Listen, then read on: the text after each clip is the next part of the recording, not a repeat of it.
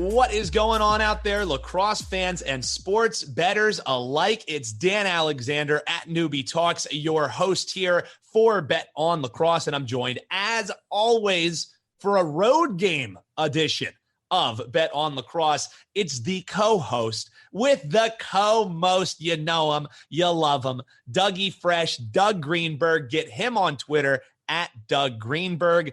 Doug, we're both in new studios. I have a mic stand made out of a paper towel roll. How are you doing, my brother? I'm good, my man. Yeah, we're both in enjoying the last days of summer, so to speak. Yeah. Still absorbing the games and analyzing the games, but enjoying a little R&R, as we say, which I got to give you another shout out. I've given you a couple shout outs already, but I'm giving you a shout out because you very admirably and very deftly filled in for me on the rundown on Monday. We're recording this on Tuesday, so yesterday, and you wrote the rundown for me, and I was highly appreciative of it. If I didn't know I didn't write it, I wouldn't have known that I didn't write it, so to speak. So thank you again for doing that. And I just wanted to give you another shout out and another hearty congratulations, and thank you for that. Well, no, I appreciate it. And again, check him out on Twitter at Doug Greenberg, post the rundown on a daily basis. And that is tough to do, man. And because you were nice and you reached out and you were like, yeah, I got my man Newbie. Like, he'll fill in. He's got your back. I made sure that I gave a losing record as to keep your job secure. So I even when you have my back, I keep your back as well. But no, I thought that was an awesome opportunity. Our first and only guest, Justin, who was on the show a couple weeks ago from Front Office Sports. So it was great getting to work with your editor, Peter. So it was just a terrific team. You guys have an awesome thing working over there. You do a great job. I am not envious that you're hopping right back in there because it's tough, man. And especially in the dog days of summer, trying to find some plays that not only you'll bet, but you'll put your name on it is tough. So I give you kudos, man, because it's not an easy job. And, you've been not only red hot on this podcast that we'll get into, but the rundown picks have been cashing at a nice clip for you. So that's kind of what it's about. You learn information, and when you get that information, it's going to bode well down the line because it kind of is emblematic of how this season has gone for you in the PLL that, early on, it wasn't like you were in the doldrums or you were in the basement or anything. You tried, and we're always putting in the effort there, but without the information, it's hard to be a profitable sports bettor. And as we've seen, once you've gotten information on this league, you've been on a tear as well. As last week, you have another you were 4-1 the 2 weeks prior. This week you go 5-1 ATS. So 13-3 over the last 2 weeks. That's the kind of run that us sports bettors dream about, Doug. Yeah, man, it's not bad, and that's kind of the thing with sports betting that you always got to remember is that there's going to be a lot of trials and tribulations. There's going to be a lot of trial and error and things that you got to really work out before before you're going to be profitable. I definitely happened in, my tenure with the rundown. It started off pretty well. And then when I got into the middle of baseball season and making a lot of baseball picks, I ran into a lot of issues and I had to be like, okay, clearly some of the stuff that I'm doing is not working. Some of the ways that I'm thinking about formulating these picks, that's not working. So it's time. So you got to switch it up and you got to try new things. And I finally found some things that worked, both in the rundown and here. And I found better ways to evaluate these games, and that's just how it goes. It's easy to get discouraged in sports betting, whether it's lacrosse or anything else, but you got to kind of stick with it because the thing is, like, the second you let yourself get down and you let yourself get discouraged, that's when you start making the really bad picks because you're just swinging at everything. Yeah. Yeah. No, I think it's a great point that you make there, and that's what we try and do, folks. We not only try and make you better lacrosse bettors, we try and make you better sports bettors as well. That's what it's all about at the end of the day. So, of course, we appreciate you checking out the show. We appreciate you riding with us all season. I think Doug and I both had the over-under set at about 5.5 weeks until Hutton finally said, all right, I'm sick of you two. We have made it the entire regular season, so cash the over. It's playoff time, and I love playoffs in any sport. Like, I'll watch the national playoffs of tiddlywinks. Like, I love when you have backs up against the wall, best players in the world, no matter what the sport is. So I'm super excited for the PLL playoffs to roll around. You could argue that last year's playoffs was, kind of a shell of its former self, being the championship series, but it's almost poetic that they're heading back where it took place last year when they had their little bubble tournament. So before we get into what is happening this coming weekend, want to recap what happened last weekend. Another tough week on the best bets. At least we were both looking at that Friday the 13th matchup, and we kind of joked about it being bad luck. It was bad luck because I had the over in the Archers Chaos game. No dice for me. You were looking at Archers minus 1.5, and it's funny that your best bet on the show, Doug, was your one ATS loss last week. That's literally the only one. Like, that is some. You know what? It's easy to be like, superstition is dumb, and like, you can't believe in mojo, and you can't believe in like bad luck. But like, on a week where I went 5-1 ATS, the one loss came on Friday the 13th, and that was my best bet. Like, all right. I mean, come on. You can't make that stuff up, man. Like, no, you can't. But the nice thing is our EMOs have been chugging. And EMO, what it stands for, is extra money opportunity. So even if, maybe the best bet is losing, or some of these other plays are losing, when you're getting some plus plays that are paying out for you, it's always something to hang your hat on a little bit. I had the Chaos getting the 1.5 against Redwoods. You and the Waterdogs were just rolling, man. You were bold enough to take them on the money line, and they cash for you again. What an insane run for the Doggos, that they have just really found a way to be playing their best lacrosse in the time when it needs to be. A team who was kind of, dead in the water midway through the season has ripped off 4 straight covers, and they are the number 1 seed. They get to kick their feet up. Slosher gets to like comb the mullet a little bit, maybe get a little Tom Selleck mustache wax ready to go for the playoffs, man. They get to kick back. How about the Doggos stealing the 1 seed off the Atlas's plate, man? What an impressive run that they've been on. Dude, that was sick. And I mean, I'm willing my Waterdogs championship ticket. I am willing it into existence week by week. Shit. I am just going to make it happen just by making the bets. I still really, really like them to win the title. Obviously, they're the betting favorites now. If you look at the futures, they are the betting favorites, I think, just ahead of Archers.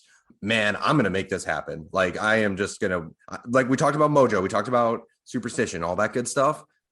I am putting that good energy out into the universe that the Waterdogs are going to win the championship. And you know what? Why not? I said it at the beginning of the season, and I've been saying it for a couple weeks now. Like, they have all of the pieces to be a championship team. All the pieces are there. I think the biggest difference that we've seen in the last couple of weeks with them is the play of Dylan Ward. Yep. I mean, I was just going to say that. The first couple of weeks of the season, he looked not great. Like, I'm sure he'd be the first to admit it. And he has played outstanding. We knew that he was one of the best goalies in this league, and he finally broke out of his funk. And since he's done that, Waterdogs have been great, and they've looked like the team that their potential always had potential to be. So I'm very psyched about them. I'm very psyched that they cashed that EMO last week. And I'm very psyched to see kind of what they can do going forward. Obviously, we're not going to get them this week, but the week after that will be very interesting, just depending on who they play. Yeah, and I think good for them in this season that really has been a tough rigmarole of a season with all the questions. They had a lot of bye weeks because they were probably allowing for maybe some COVID issues.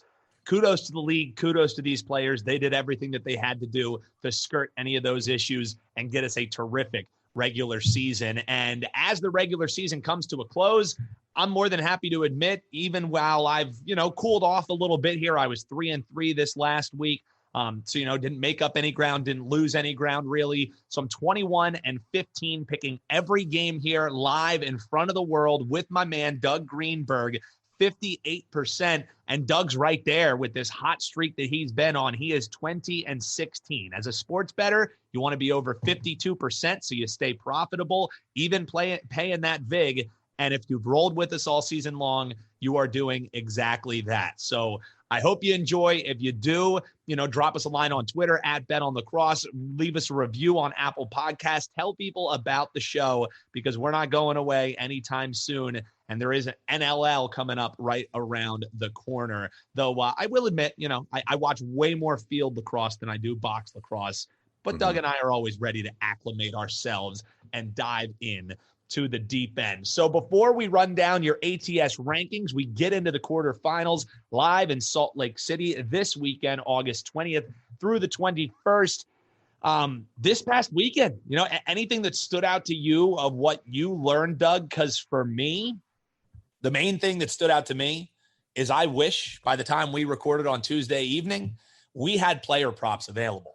Because if you have really done your research and dug in on player props, you can just be getting some insanely great value. I mean, we only had player props probably about 2-3 weeks ago where I record from in Pennsylvania. And since that time, I've gone 5-1 picking these player props with my lone loss, I believe being a Tom Schreiber goal prop that he ended up pushing on. And unfortunately, they ended up grading it as a loss due to a half pointer. I don't remember exactly what the reasoning was behind it. But last week, Miles Jones' goal total was 1. So you auto play that because the worst you're going to do is push. I mean, he only failed to not score in 3 games this year. He had a hat trick in the first half in one of those games. Like, there's just too much going on. And I'll give credit to the odds makers, Doug, because they have gotten exponentially better at making the lines, the over-unders as this season has gone on. But really, not only in lacrosse, in every sport, when you dive deep into the different pages, there's just so much for odds makers to focus on and some numbers that are way more heavily bet that player props are just an insane value. And sure, I think, this is a lacrosse podcast, so we're talking lacrosse wise, but I love player props regardless. It's actually what as I punch my microphone, it's actually what I wrote about in my degenerate corner for the rundown when I was filling in for you, is just how much I love player props. That was the main thing I learned this past weekend outside of a great slate of games. The thing with player props is you can really develop some nice systems in them, which admittedly I haven't found a system that I love in lacrosse player props yet. But for example, in baseball, I found a way. I found exactly what I'm looking for when, I'm looking for a pitcher strikeout prop, right? In baseball, that's one where I have a set of criteria that I'm always looking for, and when I find a number that makes sense on that, I'm like, great, there it is. And in a lot of ways, it's easier to do that with player props because there are so many fewer factors at play. You're not worrying about the rest of the teams, or you're not worrying about the rest of the team. You're just focusing on the performance of one player. And it's just, it takes a lot of the factors out of it. And you can just focus on what this player does well against this opponent. And so, yeah, like it's always easy when you see, especially when you get a guy like Miles Jones, and sometimes those numbers come down because, yeah, like he did have a couple of scoreless weeks. So he's not an automatic goal scorer per se, but if he's going against one of the poor defenses in the league, then sure, of course you're gonna pull the trigger on that. And it's always a great one to look for. It would definitely be nice if we had the props out a little earlier, but I understand the books got to do what they got to do. So yeah, and just putting those props up, it's just an insane liability for them. So I'm not really complaining. I'm just saying, wouldn't it be nice? But let's be real, the NFL, which was a way heavier bet market than the PLL, they're not putting up player props until Thursday at the earliest. So let's be real. The books, they are smart. They know what they're doing, and they're damn good at it. So before I wax poetic about how much I love player props, did anything else stand out to you this past weekend before we get rolling? Obviously you had some matchups that are kind of going to repeat themselves, and the Archers and Chaos, nice win there. Anything else that stood out to you, Doug, before we get going and preview each and every quarterfinal game, all 3 of them that we have for you this week? Yeah, well, besides the Chaos Archers, we're gonna get Woods Whips again, which Yep. we have, that's becoming it's becoming quickly the greatest rivalry in the league. Yeah, it's like marquee. You know what I mean? Like it's It, must watch television. we have seen this matchup so many times over the first 3 years of this league, and every game is always nuts. It's always a great game. So really cool that we're gonna get it in the playoffs again. It sucks that it's early in the playoffs. It would have been nice if it was a little later, but what you're going to do about that? But that's cool that we're going to get that. The one thing I want to make sure I say is just that Cannons, man, the Cannons really, I loved what they did against Chrome. Like I really never expected Chrome to have a chance in that game personally. But also, how about Paul Rabel just really doing some GOAT stuff? How cool was that, right? It's exactly what you want. You know what I mean? Like, I don't think there's any lacrosse fan that doesn't want Paul Rabel to be turning back the clock. You know what I mean? Because it's fun. And for so many people, especially, folks our age, like Paul Rabel is a major reason why lacrosse is gaining the steam that it has gained. You think of guys like him, you think of guys like Kyle Harrison, you think of these guys who were just staples that as you were a middle schooler or a high schooler watching lacrosse, you were saying, God damn, that number 9 is insane. He doubled it up. He went 99. I'm right there with you. When Paul Rabel is playing great, the league is doing great. You know what I mean? He's one of the co-founders for a reason.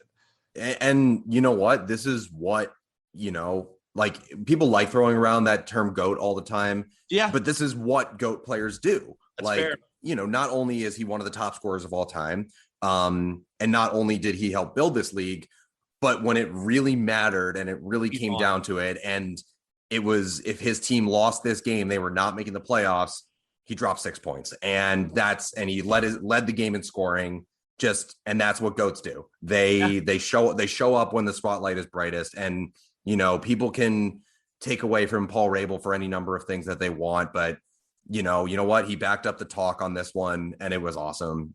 Just so cool to see. So loved that, and I love that we're getting Lyle Thompson in the playoffs. I think that having a playoffs without Lyle Thompson would have been really lame. So that was I think the highlight of the weekend for me this past weekend. Man, you took the words out of my mouth. I'm so glad that you mentioned that because I was thinking the exact same thing while watching this weekend. So that's what we learned. What did you learn, folks? You can always reach out to us on Twitter at Bet On Lacrosse. We also have our Moneyline hotline up and running. If you ever wanted to be a part of the show, you could call in, leave a voicemail. We'll play it back on the show. So before we get into the quarterfinals in Salt Lake City, we're going to get you your straight up records. Of course, we rank folks by ATS because it's all about who's covering. As Doug has said, and as many have said before as well, good teams win. Great teams cover. So usually we start at the top and run it down to the bottom. I'll start at the bottom. I'll switch it up a little bit as we head on into the playoffs. Bottom of the league and ousted to the surprise of maybe not many. Chrome 2-7. I do think the way that they fall from grace was a little surprising to me, but this is a team that is kind of going to likely be like the Atlas this upcoming season, where you're probably going to be seeing a whole new cast of players. They kind of already got ahead of that, shipping out Gutterding, and we'll get to Gutterding and the impact that he had in the Whips offense as well. But the Chrome are 2-7 straight up. They're 2-7 ATS. They will not be playing again. They ended the year failing to cover in 4 straight games. Any of their games that they won, either straight up or against the spread, was when they were 2.5-point dogs. We haven't seen that 2.5 in quite some time. It was one of the best bets you could have made in the PLL this season. Your second to worst team is the Woods.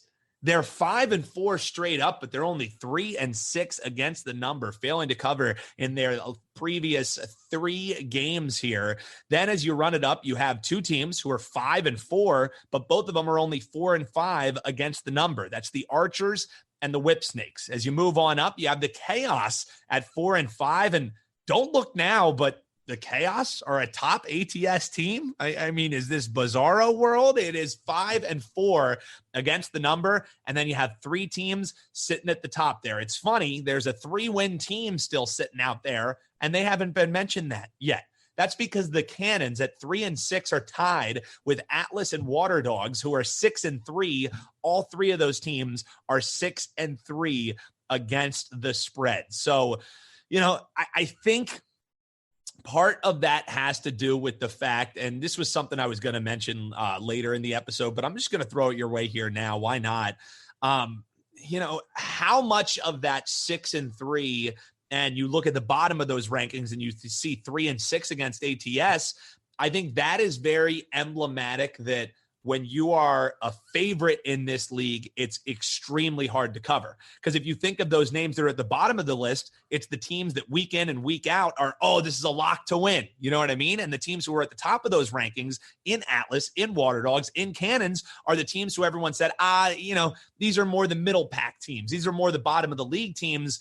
When the market perception, especially in lacrosse, is saying, there's a pretty big disparity between these teams, and there really isn't, I think that's why you see those rankings the way that they are. The teams that have seen a lot of getting points, minus the Atlas, have been some of the best teams against the spread. That's the parity in this league, Doug.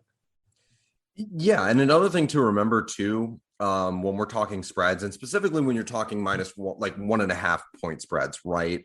Which is what you see mostly in baseball, puck and you line, see a run line. Yeah, and hockey, you see it a lot in hockey, and obviously, that's what they've chosen as the marker for lacrosse. And frankly, as the season's gone on, I actually think that was a really good decision. Agreed. I think that doing it sort of in the same vein as hockey and baseball, I think ended up making a lot of sense for lacrosse. But what people need to remember about when you have that favorite tag, right, when you're on the spread, that minus 1.5, there's a much bigger onus on you to perform better. And it's also usually why favorites in these situations, the minus 1.5, that's why they usually have plus money, because it is much more difficult to not just win, but also cover when you're the favorite, because, when you're betting on an underdog, right, at a plus 1.5, the possibilities for that underdog are just so much greater, because not only can they lose and still cover, they can also win and cover. Whereas when you're a favorite, you can win and not cover. So it's much more difficult. And it's when you're dealing with non-point spreads, because I'm talking about actual point spreads, because actual point spreads are in football, NFL, and in basketball. Yeah, you 7.5 point favorite. Yeah, spot on. Yeah, exactly. And that's when you're dealing with those, the ATS numbers, I think, say a little bit more, because I think it's actually easier to cover as a favorite in those situations, even though a lot of the time those spreads are higher, just because of the way that those games are played. Yeah. Because basketball, you can very easily win by 15 points. You can very easily win by 20 points or whatever it is. Football is the same way. You have an interception, you return it for a touchdown. All of a sudden that's a potential 7 point. If you intercepted in the end zone, take it 100 yards, that's a 14-point swing right there. And that stuff doesn't happen in baseball or hockey or lacrosse, except for empty net goals or whatever in hockey. But yeah, you get my point here. I think that the onus of being a favorite in these kind of sports is definitely a little more difficult. And again, it's why you see plus odds most of the time. Not all the time. Oh my God, today in baseball, I saw maybe the most juice on a run line favorite that I've ever seen. I saw the Dodgers giving 1.5 runs and laying minus 160. It was unbelievable. I've never seen that before. They were playing the Pirates, right? That's correct. They were playing the Pirates. Well, now it all makes sense. But anyway, I got off on a tangent there. But yeah, I love it, man. Truly. I mean, number one, terrific word use of the word onus. By the way, well done. I used it multiple times in that rant, which I do love. I do love that. I do love that word. It's great. It's 4 letters, and it's just so it's succinct. It's strong. But I could talk betting theory with you all day long. That was fascinating stuff there. So the tangents always welcome. That's what people come to Bet on Lacrosse for. He's Doug Greenberg, at Doug Greenberg on Twitter. Of course, check out his daily column, The Rundown. I'm Dan Alexander at Newbie Talks on Twitter. Quarterfinals time, the moment we've all been waiting for, heading to Salt Lake City. August 20th and the 21st. And Friday, August 20th, 8:30 p.m. Eastern time. It is the 3-seeded Archers and their 5-4 record taking on the 6-seeded Chaos and their 4-5 record. The Archers are 1.5-point favorites, and the over-under, the total is 23.5. So the odds makers didn't have to do much work on this one, Doug, because they just took the line from this last week. They slapped it up there again for what it's worth. The Chaos did win. They did cover and won outright. It was an 11-9 win for Chaos. Andy Towers' club surging late here in the year. I was suckered in by that low total. I ain't doing it again, although I will say, last year, before we get into this game specifically, last year, when they did the bubble tournament, it was in Salt Lake City, and we saw the altitude really affecting players early on. Games were flying under. You saw a lot of fatigue on the field. Now, these teams are now in playoff form, but you could even argue, you look at totals that fly under when there are games in Salt Lake City, no matter what the sport is. Have you thought anything about that on how, you look at these totals? You have a 23.5 total on Saturday, Cannon's Atlas 25.5, Redwood's Whipsnakes 24.5. Just due to the altitude, is there any value on those unders, or is the whole altitude thing kind of overplayed in your opinion, Doug? I don't think it's overplayed at all. And frankly, I didn't really think about it that way because it didn't really occur to me. I guess I usually think about altitude as Colorado, but I guess Utah is also in the mountains. Yeah. It's a great reason why the Utah Jazz are one of the best home teams year in and year out. You get players on the back, the back of back-to-backs playing in Utah. Exactly that. Like, people don't really think about that. And that was a big moneymaker for me last year, just playing unders early on, as these players just, it's hard to get acclimated to something like that. It is. And so, that's really cool. That's really good of you to point out, because that's, not even something that I was really considering. In terms of the side, I don't think it's necessarily going to affect the side. Yeah. Obviously, both teams, because the thing is, there's no home team, right? Like, they're both affected by that. You know what I mean? Yeah, and you know what? If you wanted to try and give an edge to a team, you can say Adam Gittleman is a coach for Utah, and so he's used to this. So he's used to this stuff, and so maybe, yeah, exactly. And who knows? Maybe, as you're saying, that actually helps the under, because Adam Gittleman will be a little bit more on his game for Archers. We might have just stumbled into something, Doug. I should have probably brought this up in the pre-show meeting. Is that what I'm thinking? So this is this is a little bit of big brain stuff. It's definitely an interesting thing to think about with the total. I haven't really thought about the total in this game. Are we just getting into the sides on this one? You want me to go ahead and get into it? Basically, Archers, again, they're 1.5-point favorites. That total is 23.5. I'm staying away from the total because it's the same one that burnt me on my best bet last week. Really, in this game, my EMO comes in it, so I'll abstain, on some, micro thoughts, but I can give some macro ones. And the main to me is that this Chaos just seems like a completely different team. They've now covered or won in 5 straight games. They just beat the Archers last week, and you may have a situation here where it's just teams who are heading in 2 different directions because, before I get your thoughts on this game, it's worth mentioning that the Archers have not covered as favorites in 6 straight games. Yes, they did cover in those games, but they were underdogs. They were getting 1.5 to Woods. They did win that game outright. They would have covered it if it was a 1.5-point spread, but it is worth mentioning in 6 straight games, Archers have not covered as a favorite. And, that maybe gives away where I'm looking a little bit in this game for my EMO, but what are you thinking as the 3-seeded Archers take on the 6-seeded Chaos? I'm trying not to panic too hard on Archers. Because, I think a lot of people forget that they were, through the first couple of weeks of the season, like one of the best teams in the league. Mm-hmm. And yeah, I think that you can make the argument that they, maybe they peaked a little too early, and there's definitely that argument that you can throw around. We'll probably talk about that with some of these other teams as well. I don't know though. That offense just when it's humming, it is really humming. And, Grant Amon is just one of the best ball movers in the league. And obviously Tom Schreiber is the same way. And I think there's just something to be said about that efficient offense.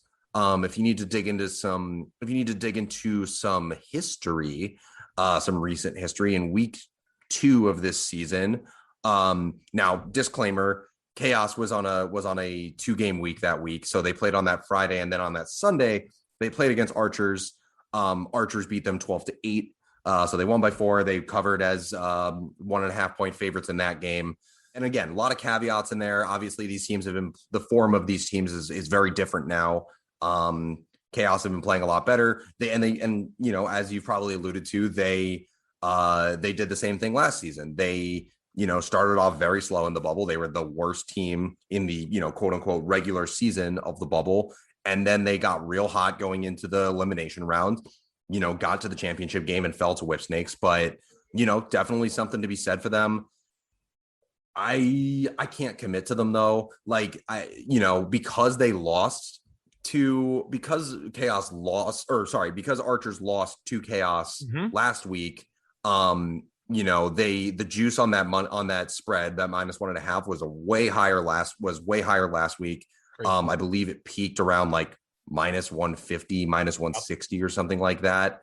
But now, because of that loss, that juice has come down a lot. It's at -125 right now, which I think is a lot more reasonable. So maybe I'll actually take my own advice and grab Archers. I'm not 100% sure. I'm not super convinced. But if I had to take something, I'd probably be looking at Archers on the spread -1.5. All right, so we moved to Saturday. As I said, I'll have a little bit more in my EMO segment coming up where I'm looking in that game. Saturday, 2:30 Eastern. It's your 2 seed. They wanted that 1, but the Doggos said as the Atlas fall. They are 6-3. They are your 2 seed. They're 1.5 point favorites against the 7th seeded Cannons, 25.5. the total. Now, again, my best bet comes from this game. There's only 3 games on the board, folks. So, a lot more selective you have to be when picking your plays.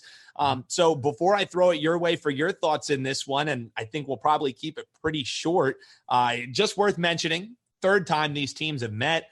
Atlas 2-0 in the games.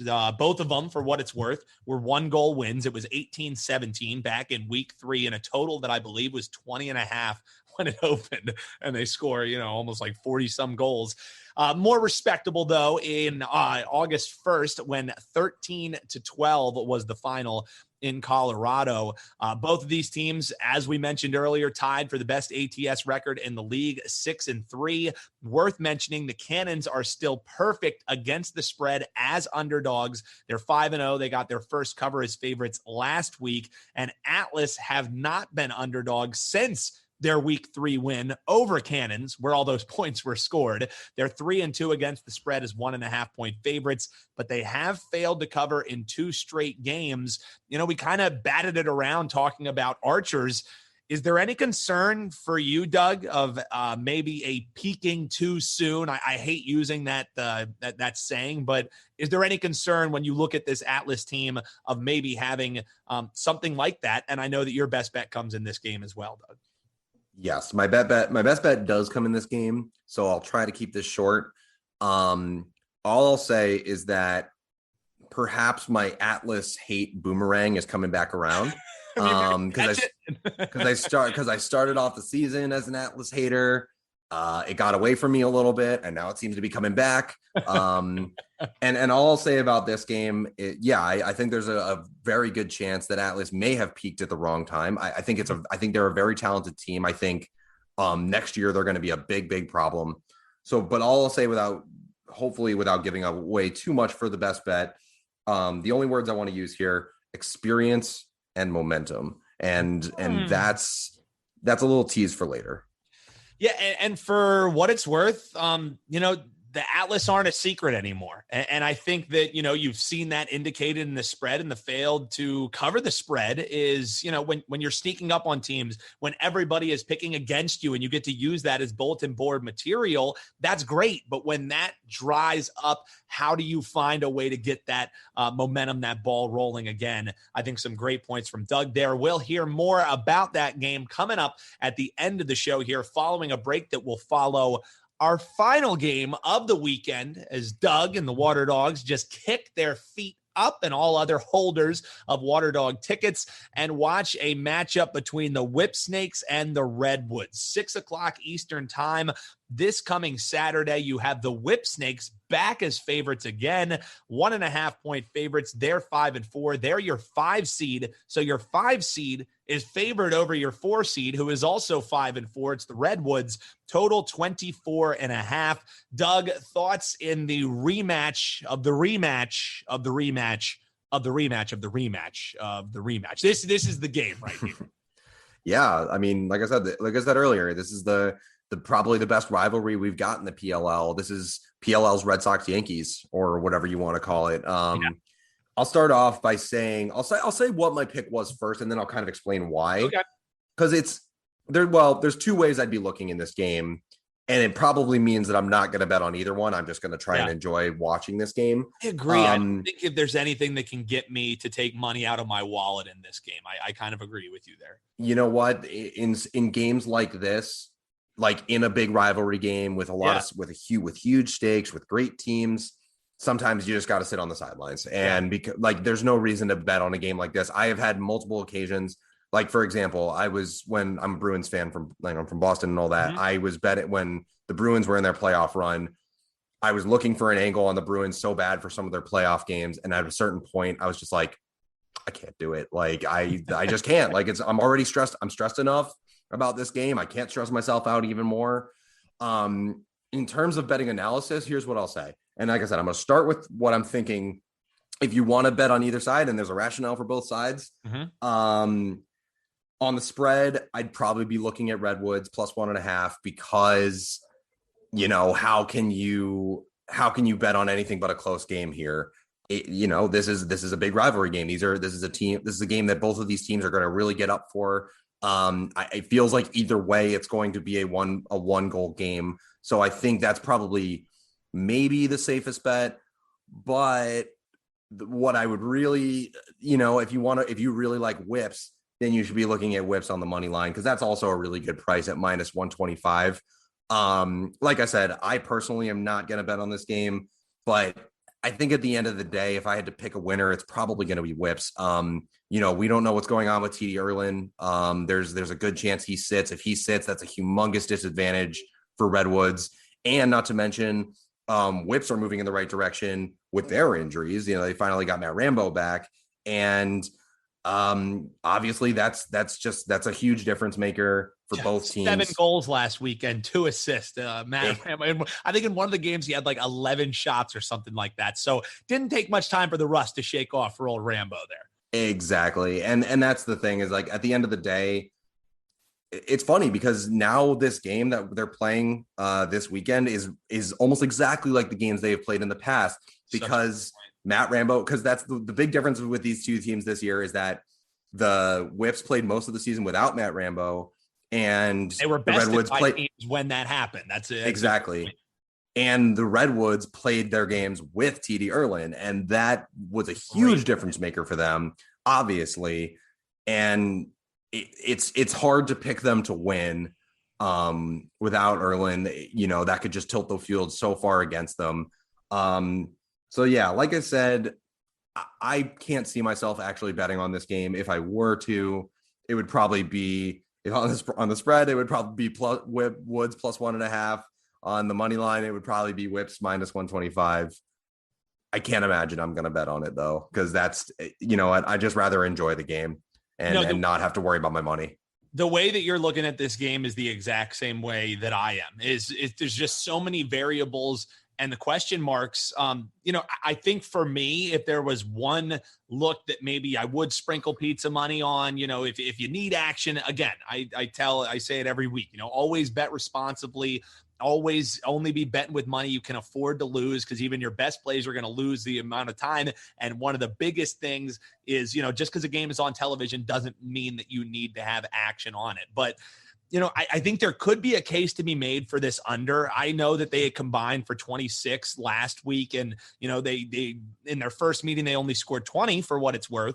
But like I was mentioning earlier, there is altitude issues that maybe will affect teams. I think we already know that the Redwoods love slowing teams down, and I think having a lower scoring game both ways bodes well for the Woods, because if Erlin doesn't play, the last thing they want it to become is make it take it with Nardella. You know what I mean? So even for the Woods, even if they do fall behind 2-3 goals, I think they're still going to be in a situation where they're taking that whole entire shot clock every single time, because if they are worrying about going back to the stripe, and 24.5 isn't anything crazy. It's not like it's a high total. It's not like there's crazy value on it, but I just think the game flow, how this game could go, makes me look towards the under. But again, because Gutterding joining this team and we only see him in 2 games, because maybe Erlin isn't going to be playing, because Matt Rambo is back, I just couldn't feel confident, backing either of these teams, though.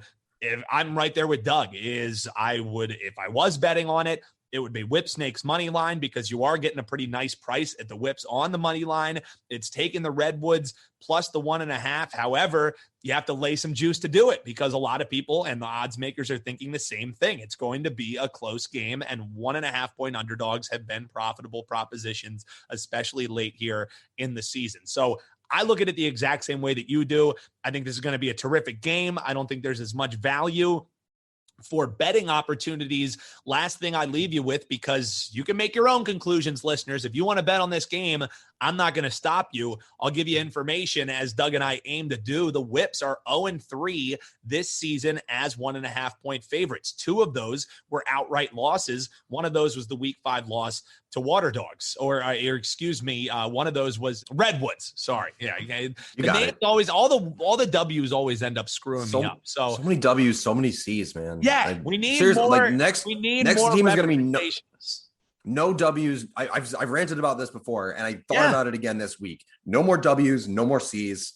I'm going to be very mad if the next expansion team starts with either of those letters. With all the W's, I sound like how I used to when I was a little kid, and I used to call my brother Wobbert. His name is Robert. I couldn't pray Wobbert. So when I'm doing all these W's, it just starts fucking me over, Doug. I can't stand it. So no, again, I'm abstaining from this game. We do have our best bets coming up, and there's some information for you folks. If you do want to pull some money out of the pocket, I think there is some value on the under, but no official plays coming out of this game for this better or the better across the screen from me. He's Doug Greenberg. I'm Dan Alexander. This is Bet on Lacrosse. Right after this, we're going to get you our best bets and our EMOs, a playoff edition right here on the Bet on Lacrosse podcast. If you like listening to Bet on Lacrosse, make sure you drop us a review on Apple Podcasts. You can also find us on Spotify. You can always find us at Bet on Lacrosse. We so appreciate you. You've been riding with us all season long, and if we made you money, we would love to hear about that. That is what it is all about, which brings us to still hits just as good as the first episode every time. And Doug, you're red hot, brother. So even though there's no Friday the 13th to screw us this week, I'm going to give you first crack at letting the folks know your best bet in a playoff edition here on the Bet on Lacrosse show. Dougie Fresh, floor is yours, my man. All right, let's do it. I alluded to it earlier. My best bet is Cannons plus 1.5, which I believe we are seeing, minus 105 with that juice. I teased you before. The 2 words that we're looking at here, experience and momentum. The Paul Rabel factor is so real. And like I said, I think seeing him show out like that in that last game was so encouraging. And I think we're seeing a different Paul Rabel than we've seen in years past. This is a game that they, can stay very competitive in. I think the star factor of Rabel and Lyle Thompson will be one thing. And then that leads to the next point, which is momentum. And I think that Cannons are carrying all the momentum into the playoffs right here. We see this happen all the time across other sports. The 8 seed that just barely sneaks in, makes it to the championship game, right? It happens all the time.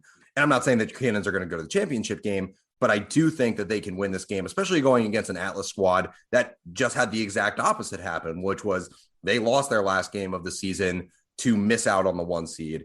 And you got to know, especially with, the players that they have, which going back to the experience part of it, it's a very young team. You guys like Jake Caraway, and you got guys like Jeff Teat, fantastically talented players, but not very experienced. This is their first season as professionals.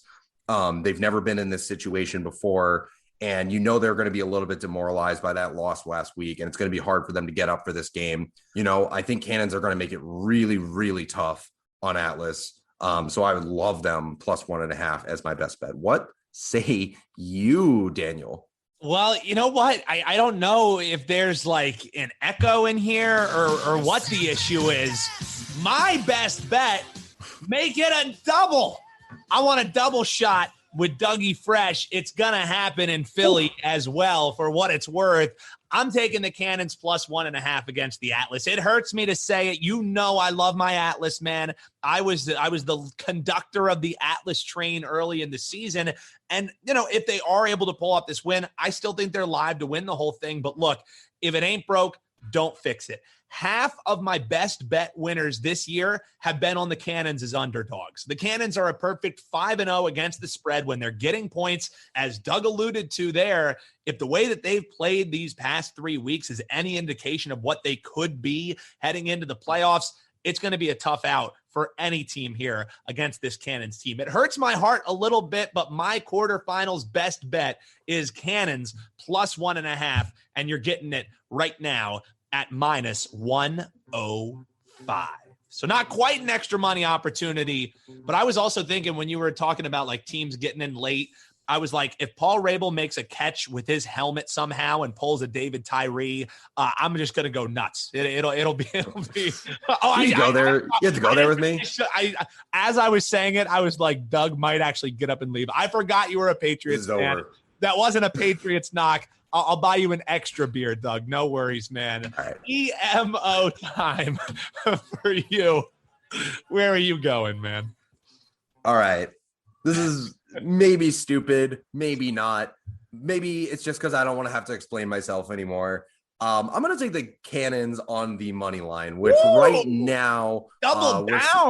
Doubling down. You doubled down on me. I doubled down on myself. Plus 145 is what we're seeing right now.